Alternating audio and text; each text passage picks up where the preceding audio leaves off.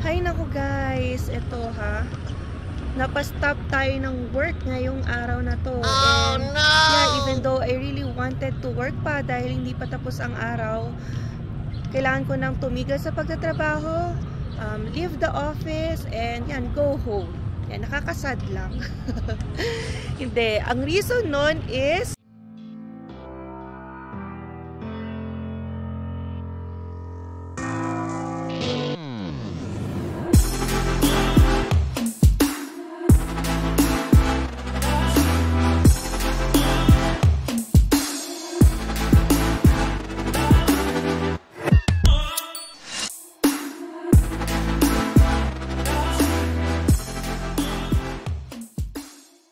hi guys! Good morning! Ayan, medyo makulimlim na umaga sa inyo. Ayan, galing dito sa Calgary, Canada. So, ito yung weather natin. As usual, yan, co-commute tayo papasok ng work. Dahil nauna na si Alwin kanina. Pwede ako sumabay kanina pero tamad pa ako bumangon. Kasi yung time namin flexible naman. Either 8 kami papasok or 9. So sabi ko 9 na lang ako. Ayan.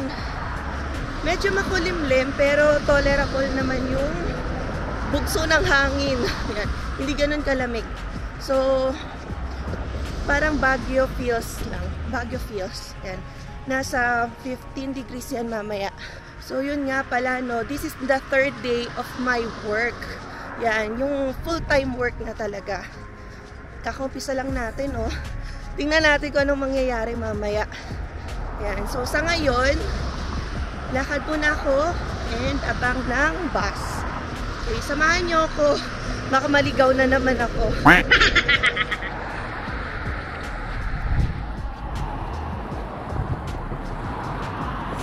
Several song-filled hours later. Hay naku guys, eto ha. Napastop tayo ng work ngayong araw na to. And yeah, even though I really wanted to work pa dahil hindi pa tapos ang araw, kailangan ko nang tumigil sa pagtatrabaho, leave the office, and yan, go home. Yan, nakakasad lang. Hindi, ang reason nun is kasi I'm still considered a student as of now.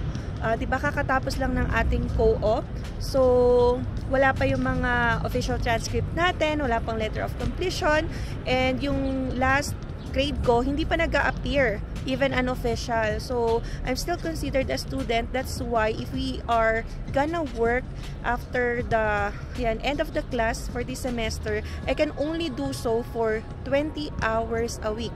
And yan, since pumasok tayo ng Monday, pumasok tayo ng Tuesday, so hindi na tayo pwede mag full hour for this Wednesday. Yan. Kaya pagdating nitong 2 PM, yan, binilang ko talaga kailan ang patak ng ating 20th hour for this week. So I stopped working na, nagpaalam na rin ako sa boss ko, pati sa mga legal assistants, para alam rin nila, no, kasi mamaya hanapin ako sa office. So, nabanggit ko na rin to before sa kanila, but yeah, sabi ko kasi, I'm still waiting for the official transcript and letter of completion. Sadly nga, since kakatapos lang namin ng practicum ng Friday and then hindi pa nga na-enter yung grades kasi feel ko submission pa ng mga employers, yung mga pinag-practicuman namin ng grades ay like mas late, like Tuesday or Wednesday. Parang ngayon pa lang sila nagsasubmit ng grades namin. So yun, technically estudyante pa rin tayo and wala pa tayong mga documents for application ng PGWP. So the moment naman na ma-receive natin yun, either of the documents, whether official transcript or letter of completion from SAIT, ay pwede na tayo mag-proceed for PGWP application and pwede na tayo mag-resume ng work. Yan, hindi na tayo malilimit ng 20 hours a week. Ayan, yun nga lang no, sayang lang kasi pwede ko naman sanang ituloy-tuloy ang work kasi ano na ngayon, 2 PM, diba? Ang uwian namin either 4:30 or 5. But yeah, we need to follow rules. Sabi nga doon sa law firm na pinagtatrabuhunan ko, no, immigration law firm to, may mga students talaga na hindi nagpa-follow talaga ng mga 20 hours a week limit. But yeah, very good daw ako kasi nagpa-follow ako ng rules. Ayan, so nandito na yung train, mamaya na lang ulit.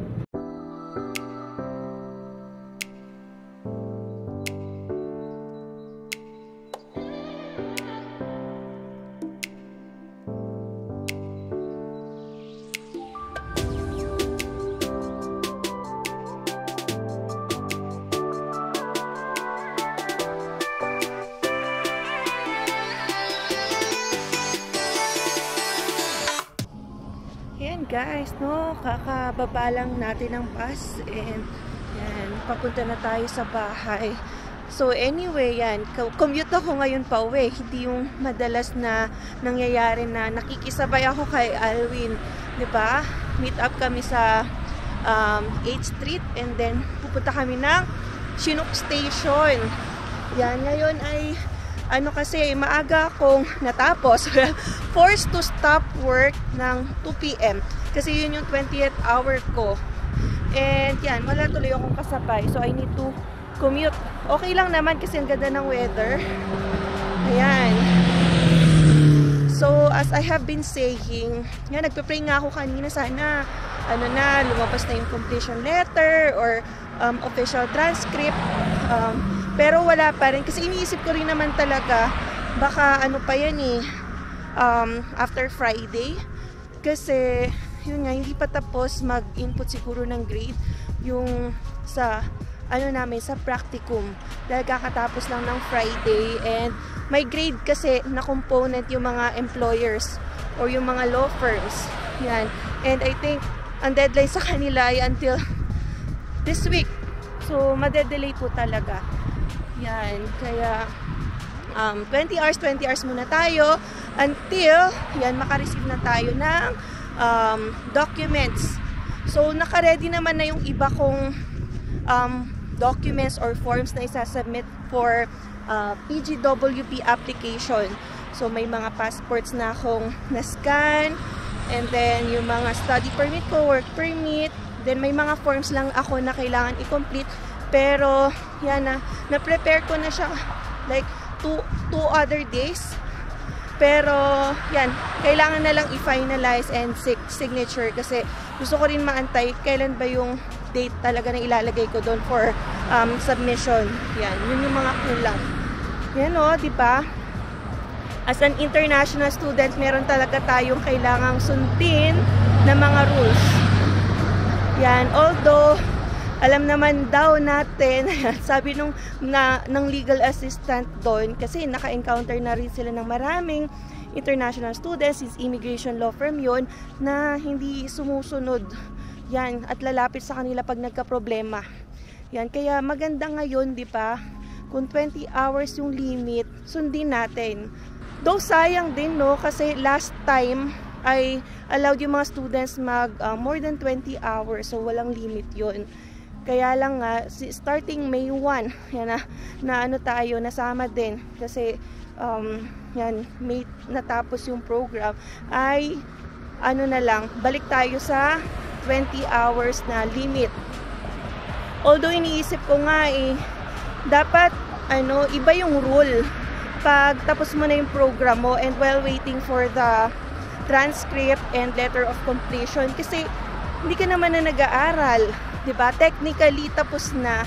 So, I think hindi pa nila nabago yung rules sa part na yan, which is really not good for students, international students na naghahanap na ng work agad pagkatapos ng klase. So, diba? Counterproductive. Kasi pwede ka na maghanap ng work, pero pipigilan ka pa rin and will limit you for 20 hours a week. Dahil may policy silang ganon. And until and unless yan, ma-receive mo na yung letter of completion and submit your PGWP application. Well, ganun talaga yung life. Antayin na lang talaga tayo. But good thing sa akin, pinagpapasalamat ko naman talaga is yan, mag-a-apply ako ng PGWP application ng may letter of employment. And very favorable sa amin yan kasi meron akong dependents OWP and si Zion as for TRV extension. So yan, mamaya na lang ulit to, nandito na ako sa bahay. Yan o, ang ganda na ng aming grass sa backyard. Diba? So may mga flowers, mayroong ano tawag dito, dandelion or dandelion, whatever you pronounce it. Yan. So, nakita ko rin tulog si Zion dun sa aming CCTV. Yan. So, pasok na muna ako and mamaya na lang ulit. A few inches later. Ayan, so nandito na tayo sa bahay. Grabe, nakakapanibago. 3:00 pa lang nasa bahay na, oh. Inaasar nga ako ni Alwin daw. Sana all. Wow. Pero 'di ba mas maganda naman talaga na tuloy-tuloy sana yung work. Yan. Pero we don't have a choice. So, as much as I wanted to work, yan, dito muna tayo sa bahay. Marami naman din tayong pwedeng gawin and pagkaabalahan. Lalo na alam ko, sobrang tagal na ng utang kong video. Hindi na ako nakagawa ng mga informative videos like yung sa PGWP. So, sobra talaga ding na busy. Lalo na dalawa kami rin ni Alvin na nag-work for the past, few weeks. Kasi diba na ako, internship and yan, office hours yon. Unlike nang pumapasok ako sa school, yan, 4 hours lang a day yun. So, babawi ako in making a video. Yan, gagawa ako ng video regarding PGWP. So, sagutin natin yung mga frequently asked questions about PGWP.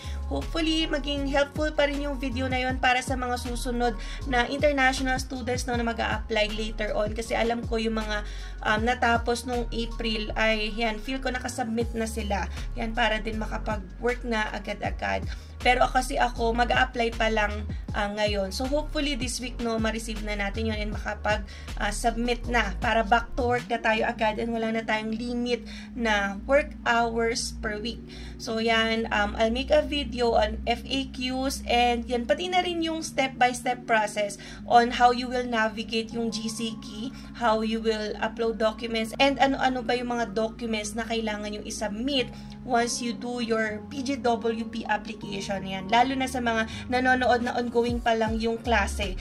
So, please save the video that I will be making later on kasi magiging useful din yon kasi magdadaan din kayo, syempre, sa PGWP application nyo later on. So, yan yung gagawin ko habang ako ay walang trabaho and walang pasok. So, yun, habang ako ay nagpa-vlog dito, tulog pa rin naman si Zion.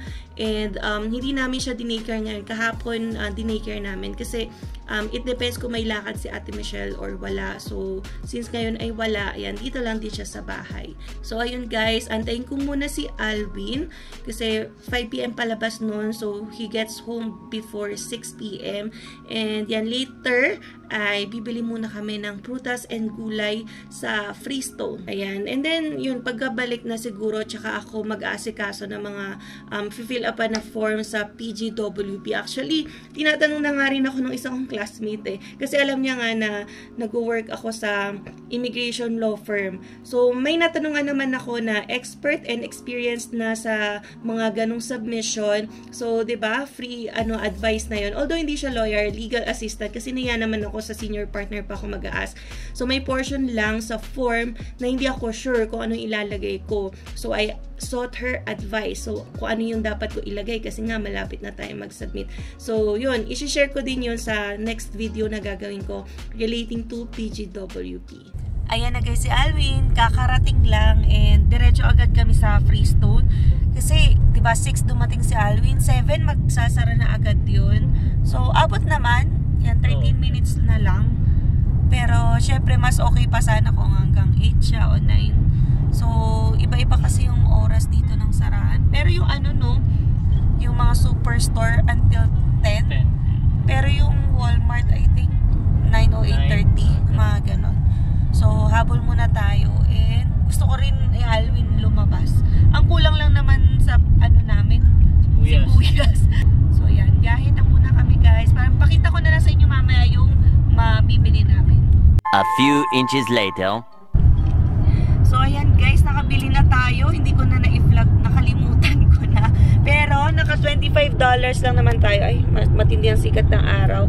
So, yan, bumili lang tayo ng, ito si Alwin, may pabol na pansit canton. Pero, bumili tayo ng banana, ginger, eggplant, pepper, tomato, and black pepper.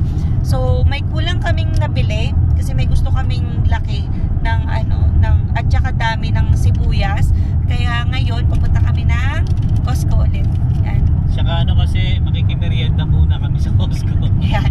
So merienda ulit. Hindi ka pa ba nagsasawa doon? Free, hindi free kasi, di ba?